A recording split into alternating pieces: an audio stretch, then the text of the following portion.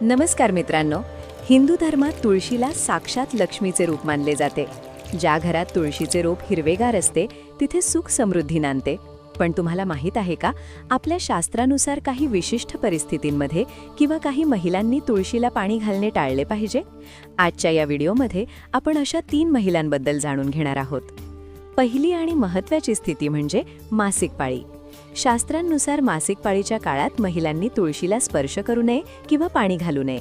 असे मानले जाते की या काळात शरीरातील ऊर्जा बदललेली असते. तुळस ही अत्यंत पवित्र आणि संवेदनशील वनस्पती आहे, त्यामुळे या काळात तिची पूजा टाळली जाते. 5 दिवसांनंतर शुद्ध स्नान केल्यावरच पाणी घालावे. दुसरी स्थिती म्हणजे सुतक. जर कुटुंबात कोणाचा मृत्यू झाला असेल तर सुतकाच्या काळात त्या घरातील महिलांनी आणि पुरुषांनीही तुळशीला पाणी घालू नये. सुतकाचा काळ हा अशुद्ध मानला जातो.